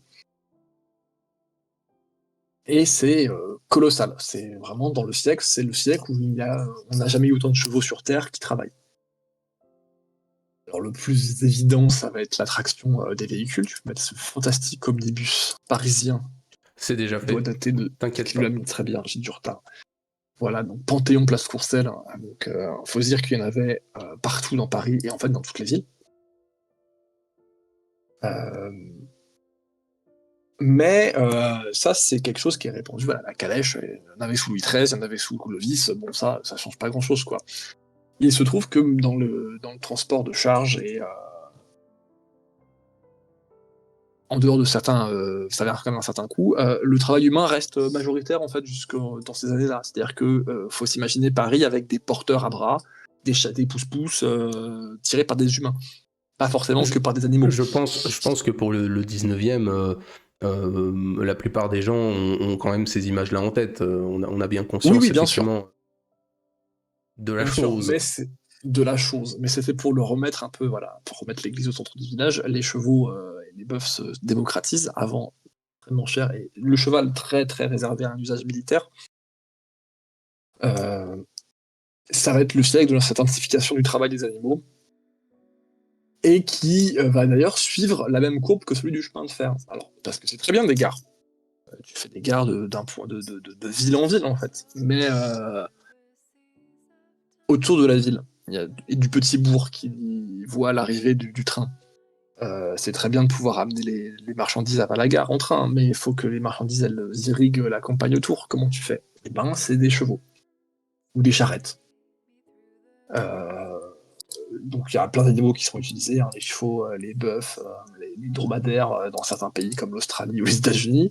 Mais si tu nous mets l'image numéro 21, je suis à peu près sûr que les gens de ça ne le savaient Ah pas. si, le traîneau à L'image, chien, le fameux Messi. le, mais le voilà, donc là vous êtes dans le Loiret, les traîneaux à chiens. Les chiens vont servir. Donc là, j'ai trouvé cette magnifique carte postale, donc j'étais très content. Mais on va utiliser des chiens aussi dans le nord de la France, en Belgique, en Angleterre, dans les pays en fait relativement plats. Parce que bah, c'est moins fort qu'un cheval, mais ça, le chien tracte un humain facilement, mais le chien va être De utilisé cette époque. De cette époque. de cette époque. Le chien ne traque pas facilement un Américain de 1983, en effet, ou un amateur de tacos lyonnais. Mais voilà, les animaux vont être partout. Il faut savoir que Peugeot va fabriquer des charrettes à chiens avant de fabriquer des voitures, hein, comme les vélos et les boulins à poivre. Pas, en termes d'animaux, hein, Paris c'est 60 000 chevaux en 1830 pour à peu près 800 000 habitants, donc on est un peu moins de 800 000 habitants. On est à un cheval pour 13 habitants dans une ville, dans la plus grande ville du pays. Ouais, Et mais ça sera 80 000 chevaux. c'est ce dont on parlait de tout Voilà, ce mouvement d'industrialisation, chaque besoin ou chaque crée un autre besoin. Et effectivement, le développement du voilà, moteur, la voiture, le machin, c'est sûr, tout est cyclique. Ouais. voilà. Voilà, tout est cycliste, même. Mais avant la démocratisation de la bicyclette dans l'entre-deux-guerres, puis et surtout de la voiture, la plupart des transports se font à cheval en fait. Jusque l'apogée, la guerre de 14 sera une énorme guerre hippomobile, mais la Seconde Guerre mondiale aussi, quoi. C'est 80 000 Oh, chevaux au début du siècle. j'ai l'impression d'entendre un streamer bien connu. Non, non, non, non, bien sûr que non. C'est une vue de l'esprit. Il n'existe pas, je te rappelle.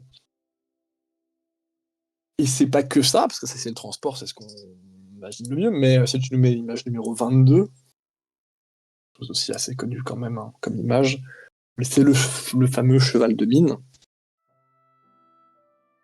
Bon, alors la bicyclette c'est plus compliqué que ça, Ziglo. Hein. Ça existe, c'est Puis ça dépend ce qu'on démocratisation, c'est entend par essentiellement. démocratisation aussi, quoi. Voilà.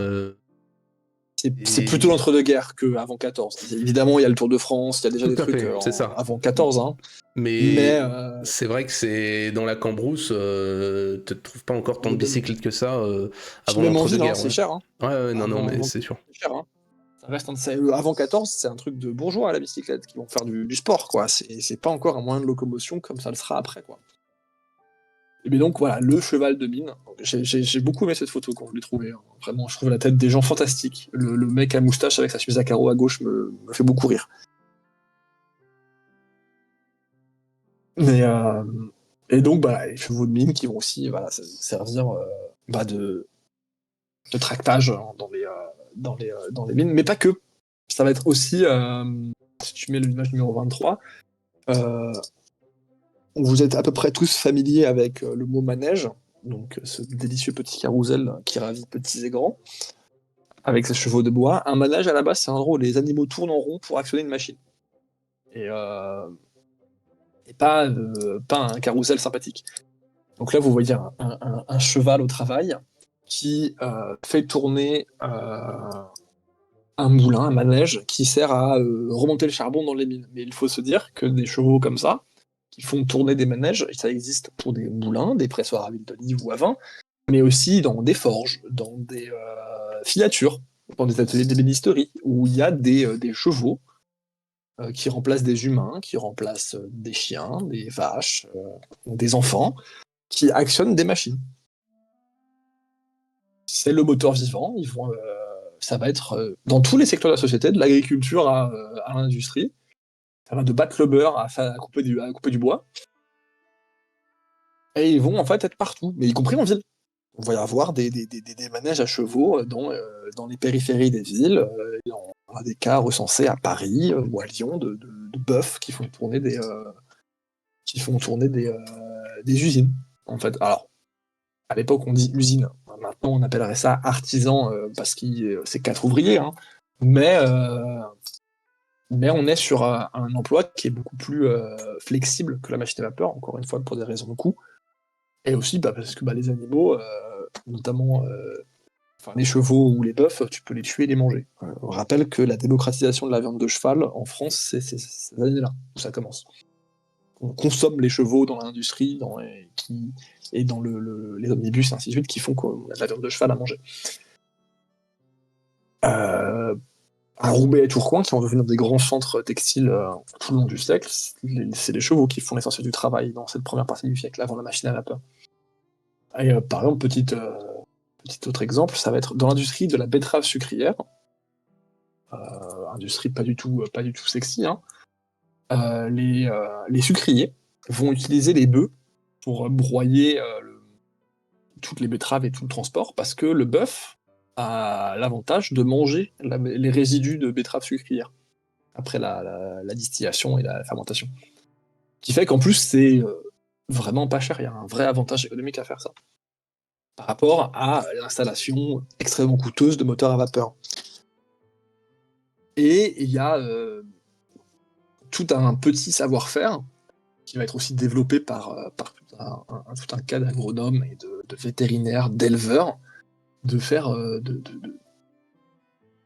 d'artisans, parce que ces machines-là sont pas forcément très grosses et vont se diffuser dans tout un tas d'ateliers avant en fait qui vont être remplacés par les moteurs électriques ou les petits moteurs à explosion. Je mets l'image numéro 24. On voit dans un atelier, je ne sais pas trop où en France parce que je ne sais pas où est la vallée de la Sémois, j'avoue, je n'ai pas fait mes devoirs. Mais on voit donc un artisan Je avec vois une tête de Charleville, critique. donc Charleville, Ouais, il y a de moi fortes je chances dirais que que ce soit c'est dans par les là-haut. Hein. Ardennes. Donc je dirais que c'est voilà, un coin rigueur. Mais donc encore une très belle carte postale avec un mec sous Prozac. Et ou qui fabrique des Ah, coupes disons à la chaîne. il doit avoir 24 ans, quoi, donc c'est ça qui est emmerdant. Il doit avoir 24 ans, oui, c'est ça. Et 4 cirrhoses. Celui qui habite dans les Ardennes. Et on voit le chien dans l'arrière-plan qui tourne la roue, qui en fait c'est le seul moteur de l'atelier. Qui active le soufflet de la forge et une partie des outils. Il y a plein d'ateliers comme ça qui fonctionnaient avec des animaux. Et des fois, quand le chien était fatigué et que l'enfant était en vacances, tu mettais l'enfant, quoi. Tu quoi faire de tes gosses, hein, Hubert, hein, voilà. J'ai un Oui, plan de oui, carrière. oui, moi, c'est l'électricité, hein. Je vais mettre des dynamos, des machins, on va faire ça. Voilà. Et ils vont être utilisés un peu partout à la campagne, même dans les centres urbains, et après ils vont en fait décliner au fur et à mesure que le perfectionnement de la machine à vapeur va augmenter les rendements du moteur thermique, qui vont faire que les animaux vont devenir de plus en plus désuets. Et à côté de ça, il y a un autre mouvement qui va être. J'avais fait la blague sur le charbon qui était vu comme une alternative écologique parce que ça nous empêchait de brûler des forêts. Il faut se dire que le charbon était aussi vu comme une alternative écologique à la souffrance animale. Ça suffisait de faire travailler ces pauvres bêtes, notamment ces pauvres chiens, euh, alors qu'on peut utiliser des moteurs. Et la SPA, donc ce qui va devenir la SPA, la première société de protection des animaux, elle va être créée en France par un médecin qui s'indigne, du traitement des chevaux de fiacre et les omnibus, et deux, du traitement des chiens dans les usines, dans les ateliers, en se disant que c'était cruel de faire travailler les chiens. Et bon voilà, la SPA existe toujours. Et en fait, je voulais terminer par ce petit truc un peu plus, j'allais dire idée reçue, mais c'est le siècle de l'industrie, de la concentration de la main-d'œuvre, du charbon, et ainsi de suite. Mais sur cette première partie de siècle où tout ça se met en place, les persistances du monde ancien sont encore en fait extrêmement lourdes. Et c'est pas parce qu'on a utilisé du charbon et qu'on fabrique des machines à vapeur pour voyager sur des rails qui permettent de traverser la France dans des vitesses jamais vues jusqu'alors. En fait, l'immense majorité de la population vit dans un pied dans la modernité et un pied dans un monde ancien encore marqué par le travail animal, la pluriactivité. J'en avais déjà beaucoup parlé la dernière fois, mais les gens ont plusieurs métiers. Les paysans fabriquent des choses chez eux, vont à l'usine une partie de la semaine ou de l'année pour faire des compléments de revenus, et ainsi de suite. J'avais des petits chiffres qui étaient un peu rigolos pour terminer. Pas de photos, mais c'était un peu le côté anecdote. En France, en 1967, donc la France de Général de Gaulle et de Georges Pompidou, il y avait quand même 1,2 million de chevaux de trait, encore, au travail, dans la campagne, pour des charrettes, des machines agricoles et ainsi de suite. Donc on est quand même en plein dans les 30 glorieuses, l'ère du Formica et de la 4L, mais il y a en fait encore 1,2 million, 200 000 chevaux. Et autre petit exemple, un bon Parisien que je suis, Paris, en plus d'avoir 50 000 chevaux et des chiens qui transportent des facteurs, il y a aussi à peu près entre 5 000 et 8 000 vaches dans Paris, dans des étables, partout dans la capitale, pour fournir du lait, parce qu'à l'époque, le lait ne voyage pas. Et pour que tout le bon peuple parisien ait ses litres de lait.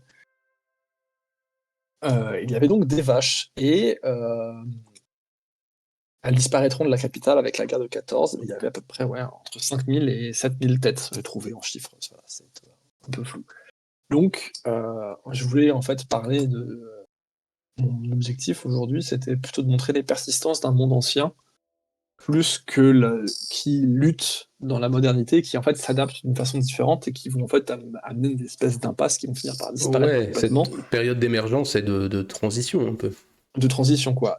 Donc c'est d'un côté, il y a le début, l'émergence de cette grande technologie qui va être motrice du siècle, qui va donc être l'énergie thermique et la machine à vapeur.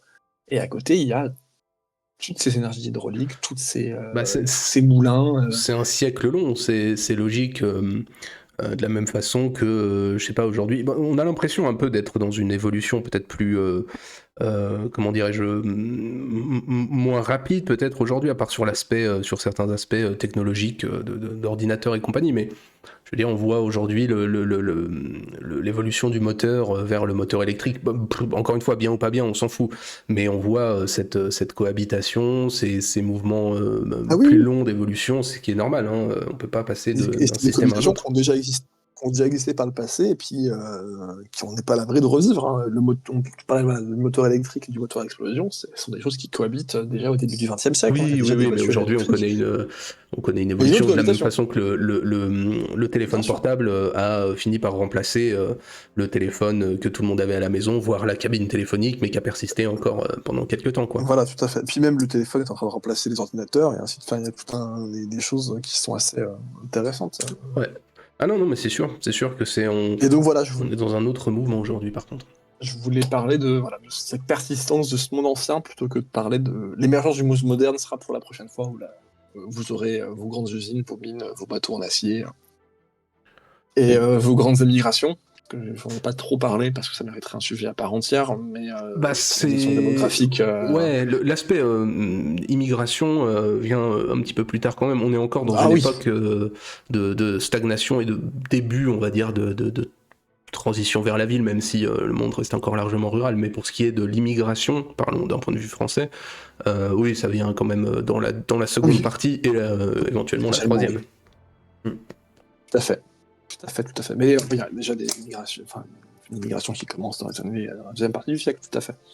Ah oui, largement, très clairement. Ok, bah écoute, En petite bafouille. très bien. On avait fait une conclusion la première fois pour parler de la finitude de la révolution industrielle. On avait déjà anticipé, on avait dit qu'il en restait quelque chose. On avait parlé de symboles et d'esprit. Bah enfin, j'aurais pu ouvrir, mais je vais garder ma conclusion peut-être pour d'autres parties, parce qu'elle est un peu déconnectée de ce que tu avais dit.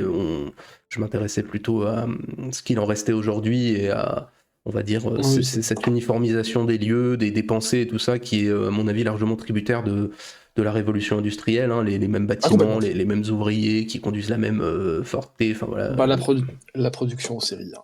Voilà, on est C'est tributaire ça, de ça, hein. et dont on voit aujourd'hui des restes, alors pas forcément matériels, je crois que les gens essayent de se différencier, mais ils n'y arrivent pas vraiment. Non, c'est plutôt, ouais, intellectuellement, on a un peu ces valeurs standards dans la pensée qui sont des restes qui sont peut-être pas les meilleurs d'ailleurs, mais bon. Non, non, clairement. Et là, voilà, aujourd'hui, c'était plutôt le début de ça, donc cette émergence de cette pensée sérielle, de cette grande uniformisation, Et c'est c'est intéressant parce que l'époque où c'est le début de la les collision des paysages deux européens, mondes. tout à fait, C'est le c'est début du l'époque monde où les ancien. paysages européens commencent à se ressembler, hein, Ouais, bah clairement, ouais, déjà, hein, clairement. c'est là où on commence à parler de villes. Voilà, on va parler régulièrement en France, c'est un trope, hein, dans la presse française de cette époque-là, c'est trouver la nouvelle Manchester française, quoi. Donc un temps c'est Saint-Étienne, un temps c'est Lille, un temps c'est Mulhouse, un temps c'est Montluçon, et ainsi de suite, quoi. Et on commence, et quel est le New York français, et quel est le ainsi de suite. Il y a déjà ce truc-là à cette époque-là. Et donc c'est intéressant. Ah oui, oui, très, très, très, non, mais c'est, je te dis, la confrontation du monde d'Ancien Régime et de cette néo-modernité voilà, qui commence. Et c'est un siècle quand même. Oui, oui. On avait fait cette discussion une fois, tu sais, sur Discord, mais c'était il y a longtemps. Tu sais, quelle était l'époque la pire pour naître Ah et oui, mourir et voir à quel point le monde avait changé, tu vois. Et c'est une oui, oui, question je me souviens de ça. Je me souviens de intéressante, ça. tu vois. Mais tu vois, on prend les gens qui sont nés au début du XXe siècle et qui sont morts dans les années 80. Tu es dans un monde avec une Autriche-Hongrie qui existe et des chevaux partout. Et Je puis tu sais meurs, il y pas, a je des sais années pas sur la quel est le Lune. pire. Franchement, je sais pas. Je sais pas si c'est pire ou pas. Juste, je trouve pareil, hein, quelqu'un qui naît en 1800, enfin, t'es de la génération romantique. J'allais même un peu plus jeune. Mais je Quelqu'un pense qui que naît c'est en pas le pire. 1825, quoi. Je sais pas si c'est le pire, justement. Tu vois, c'est là où je Ah vois oui. que la transition est peut-être moins dure. C'est que naître en 1820 et mourir en 1890, alors t'as vu le monde changer, mais je pense que si tu nais, tu sais, en pleine Creuse en 1820 et que tu meurs en 1890, je suis pas sûr que t'aies vu, Non. tu vois, une Non, non. transformation aussi profonde que si tu nais en 1890 et tu meurs en 1970, quoi. Ah Je sais oui, pas. clairement. Moi, voilà. Mais un Je jour, tour de famille. on fera la tier list des dates de naissance les pires. Non, non, mais c'est vrai qu'on a Ah ce oui, oui. monde qui va Bah, connaître une évolution gigantesque, hein. globalement, toutes celles qui te font bon pour le service avant deux grandes guerres mondiales, c'est pas fou. Ouais, ouais, clairement, mais en même temps, la deuxième, bon, Bon, t'as déjà eu la première, bon, ok, c'est autre chose, mais je veux dire, tu t'as déjà vu ce qui était l'ampleur de la. Je pense que ça pourrait être aussi une sous-partie dans les développements sur la révolution industrielle, mais voilà, l'état des deux guerres mondiales et on va dire, les pires côtés de l'évolution ah technologique, quoi. bah, je le spoil, hein, mais l'apothéose que sera le 14-18, hein, c'est la fin de la prochaine partie. Hein, c'est clairement Ouais. quelque chose de Même si j'aurais fantastique. Hein. tendance à tempérer, dans le sens où enfin, si, parce que c'est un outil qui est mis entre les mains de l'homme, mais je veux dire, c'est pas forcément dans. C'est cette mécanisation, cette ampleur, tu vois, de destruction qui a frappé les gens. Mais t'aurais filé ça Oui. en 1712, ils auraient fait des Ah guerres de non, mais tarés aussi, hein. c'est n'importe qui, n'importe tu de toute façon, hein, quand tu donnes des gros joujoux avec des gros canons à des militaires, ils vont s'en servir, hein, c'est tout. Hein. Bah, C'est tout bête, c'est c'est tout ça. bête. Hein. Donc, de la même façon, tu vas en Afrique, tu lui files un fusil, il fait ce qu'il faisait avant avec une sagaie, avec un fusil, quoi. Donc, Exactement. voilà. Non, on l'a vu. Hein. Oui, bah non, mais c'est clair et net. Non, enfin voilà, non, je sais pas quel serait le pire décalage d'époque, voilà, tu vois. Ziglo qui met de la diligence au C337 en une vie, bah ouais, c'est bah, quand tu nais en 1890 et que tu meurs en 1880, c'était centenaire, tu vois, C'est fou, c'est fou. bah tu fais ça, hein. Tu nais en Tu vis dans. 1890, tu vis dans un monde vraiment pré-industriel, pas vraiment, mais tu vois ce que je veux dire, ça dépend du coin dans lequel tu vis, et tu vois les mecs marcher sur la Lune, ça doit être quelque chose. Enfin, s'ils l'ont fait, hein, je veux pas heurter qui que ce soit. On est sûr de rien, mais. La Terre est plate aussi, hein, voilà, non, moi je ne me moque pas, chacun a le droit de croire ce qu'il veut, tant qu'il peut. Tant qu'il y croit, tu vois, sans vouloir convaincre les autres, et dans son coin, et avec, comment dirais-je, les choses auxquelles il croit. Moi, ça me dérange pas, je m'en fous. En fait, la vraie théorie du complot, c'est que la Lune est plate. La Lune est éventuellement plate. Ce serait un grand frisbee qui se dirige vers nous. Non, franchement, j'en ai rien à branler. Moi, s'il y a des platistes qui veulent venir m'en parler, ça me ferait beaucoup rire. Voilà, j'ai aucun souci avec ça. Je pense que c'est un concept à creuser avec le concept de Lune plate. La Lune creuse. Voilà. Alors, même ton département au 19e, ouais, c'est déjà. Mais ça dépend en fait, parce que si on fait des trucs individuels, un soldat napoléonien.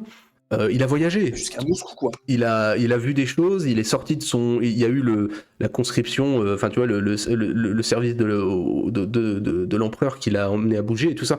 Ce qui sera éventuellement le truc qui fera bouger beaucoup de lignes, c'est effectivement la mise en place de la conscription. Et à partir de là, effectivement, tu vas avoir des gens qui vont vraiment se retrouver à bouger partout, mais et qui vont changer d'horizon. Le développement voilà, la réduction du monde avec le bateau à vapeur aussi. Hein, ton horizon, c'est ton canton, c'est quand même le siècle où des millions d'Italiens vont partir partout dans le monde. Oui, non mais je comprends Ziegler, mais on est plein et moi le premier, on est plein d'idées un peu comme ça préconçues, et c'est le but aussi de la chaîne. Je vais essayer de faire quelques travaux sur certaines choses pour voilà, se rendre compte de ce que c'est que la vie des gens à certaines époques, et les mentalités et les bouleversements qu'ils connaissent, et parfois essayer de casser, pas forcément des idées reçues, mais des trucs qu'on a en nous, forgés par l'histoire, ce qu'on a étudié à l'école, les films. On est très tributaire parfois de choses préconçues. Et c'est ce que j'ai fait aussi sur les duomos, parce que plein de fois où j'ai vu certains duomos en me disant... bah voilà, c'est le Duomo tel qu'il était au Moyen-Âge, et bah pas du tout. Pas du tout. Pas du tout, quoi. Tu vois, la façade de Milan, j'avoue que je ne savais pas que c'était sous Napoléon qu'elle avait été finie, quoi. Donc ça fait partie des choses. Le monde tel qu'on le conçoit et le monde tel qu'il a été, il y a parfois une différence. Oui, mais j'allais dire le monde comme volonté de représentation, mais ça fait snob. Ouais, ça fait connard, ouais. Ça fait très connard, mais non, mais évidemment qu'on est tributaire de tout ça, et puis il faut aussi se dire qu'on est la vie, c'est aussi pas que des statistiques et des trucs comme ça, mais c'est aussi plein d'accidents individuels qui font que, quoi. C'est ça qui est intéressant, moi, c'est ce que j'apprécie aussi. J'aime bien faire des conflits parce que je trouve que c'est ce qui plaît, c'est ce qu'on aime, mais j'aime beaucoup l'histoire des sociétés, l'histoire des gens, parce que je pense que c'est chaque parcours individuel a tendance à rompre un peu avec la norme qu'on connaît, quoi. Donc c'est toujours c'est notre destin en tant qu'individu. Hein. Ouais, bah, non, ça dépend. Je prends la mienne. Je crois que bon, pas grand chose à dire. Pas grand chose à dire non plus. Hein, mais déjà, je revenais sur le truc de Ziegler, mais t'es pas à l'abri parce que t'es dans tel coin que tu croises quelqu'un qui te dit putain, la Californie c'est génial en 1849, tu vois. Ouais, tu te retrouves à vouloir partir à l'autre bout du monde pour faire fortune. Et c'est un siècle où, enfin, ça a toujours existé ce genre de profil. Hein. Non, mais il existe une majorité, selon quoi il a partiellement raison. Il a absolument raison. Voilà. Enfin, non, il a tout à fait raison. Le monde n'est pas composé de migrants en 1872, tu vois. Mais il faut effectivement éviter de penser ça comme une espèce de truc immuable. Voilà, il y a des choses. Non, puis l'horizon, il y a l'horizon auquel tu vas te déplacer géographiquement et l'horizon mental qui existe, les conceptions du monde qui changent. Tu vois, peut-être encore autre chose. Quelqu'un de savoir où est l'Afrique du Sud. C'est ça. En 1732. Il est peut-être plus facile de voyager, physiquement et compagnie, que d'avoir une représentation mentale de ce qu'est l'univers humain à cette époque-là. Ouais, ça c'est sûr. L'horizon géographique est susceptible de bouger pour une personne. Par contre, ces représentations mentales, oui, c'est sans doute un petit peu plus compliqué avant l'école et le service militaire et tout ce qu'on veut. C'est logique. Exactement. C'est logique, à moins d'avoir. Pourtant, c'est le siècle de la colonisation et ainsi de suite. Hein, ouais, puis c'est le siècle du grand-père, enfin, ou du père ou du grand-père qui a fait, tu vois, Moscou, tu disais, ou la campagne en Allemagne, machin. Enfin, tu vois, donc c'est le père du grand-père de Napoléon et toute la génération romantique qui va vivre un peu au son des canons dont on avait parlé avec Pierre pour Musset. Donc, ils ont pour certains un horizon agrandi, ouais. Puis voilà, il y a plein de représentations populaires Oui, mais du grognard vétéran dans le village, ainsi de mais suite. Il y a plein d'images comme ça. Hein. pendant l'entre-deux-guerres, t'as de la famille qui était partie faire un voyage de noces à 30 bornes. Pendant l'entre-deux-guerres, moi j'ai de la famille qui est venue d'Italie, tu vois. Donc c'est comme ça. Il n'y a pas Oui, oui, et de truc. entre deux guerres, j'ai des gens de la famille qui sont partis en Afrique, tu vois. Donc, On ne voilà. dira pas pourquoi faire parce que c'est. Non, Faudrait pas que non, on ait des soucis, mais grand non. colonisateur. Non, non, mais il y a pas de, tu vois, il y Ouais. a pas de vérité générale. Ça dépend aussi du coin. Je C'était pense une autre que époque. Ziglo, dans ton sud, il est probable effectivement que on est moins bougé que dans certains autres Ouais, coins. mais tu vois, dans ce même sud, tu prends la façade atlantique, avec Oui, la diaspora basque, tu oui, vois, il y en a partout, tu vois. oui, oui, oui. Non, non, mais je pensais à son coin un peu plus paysan, un peu plus terrien. Oui. Effectivement, il est possible qu'il y ait des coins, mais quand t'allais chercher du boulot, quand t'étais pas agriculteur, ce genre de choses, il y avait voilà, déjà cette mobilité Bien quand sûr. même pour certaines personnes. Il y a eu quand même une forte immigration italienne, polonaise et compagnie. Il y a des gens qui ont quand même pas mal bougé, Bah, quoi. les Irlandais, puis même même en France, les gens qui partaient monter à Paris faire leurs études, le système de l'école, enfin même si c'était pas obligatoire, il y avait quand même une frange de la population qui était concernée par même aller dans le chef-lieu de canton, aller faire je sais pas trop quoi, tu vois.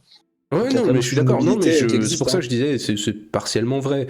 C'est un siècle plus immobile que le nôtre, mais ça faisait partie des choses que j'allais aborder dans ma conclusion. Mais je trouve elle est trop décorrélée de ton propos parce que je savais pas si t'allais faire une troisième partie, une quatrième, voilà. Bon, toujours est-il que du coup, on en a fini pour ce soir. Vendredi, Ça, on se retrouve pour faire notre partie multijoueur sur EU4. Là, ça va être grandiose. ça va Ça va être être un grandiose. très grand moment, je pense.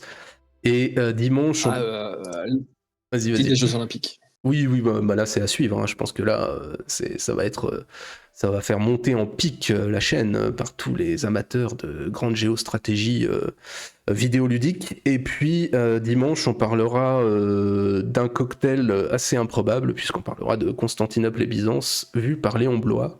Donc voilà, je crois qu'on va faire un grand écart assez Ah oui, improbable. Oui, oui, oui, oui, oui, bah écoute. c'est très toi. C'est vraiment, c'est Oui, oui, oui, oui, oui, mais je vais essayer, c'est à enfin, ton image. j'essaye de joindre les deux bouts dans la présentation, ce qui est pas forcément facile, mais bon voilà, on va faire ça. Et puis, donc, bah écoute, mercredi prochain, si tu veux revenir, Je vais essayer d'être ouais, là, tu tout à peux. fait. Sinon, j'ai un créneau le dimanche aussi. C'était un dimanche qui était Je prévu vais... en réception. Tu me diras, sinon Volontiers. on fera ça quand on peut. Et puis voilà, il y a pas de souci. Jusqu'à la fin de l'année, j'ai encore de la place. Après, c'est bien si ça peut s'enchaîner. Oui, non, faut que ça s'enchaîne un petit peu, Ça peut être cool, c'est mais tu sûr. fais comme tu peux. Chacun fait avec ses contingences personnelles. Bref, bon bah écoute, je te remercie Skiki. Je te dis à vendredi. Et puis on se retrouve ouais, vendredi en forme pour faire un, je sais pas, un ottoman, une World Conquest avec l'ottoman, voilà. Ah oui, oui, tout à fait. Je- Non, je sais pas sur quoi. Non, moi je suis tombé sur le Brandebourg, Ouais, enfin, un truc salut Ziglo. On verra, on verra. Je crois que j'ai enlevé le Brandebourg de la liste puisque comme Pierre venait pas, du coup j'ai enlevé quelques pays. Voilà. Ouais, ciao Ziglo, bonne soirée à toi. Dors musique. bien, Bonne soirée. aiguise ta faux. Et puis Et voilà. oui, Allez, Skiros, à et plus. Gustavo. À Allez, plus. ouais, ciao. Salut.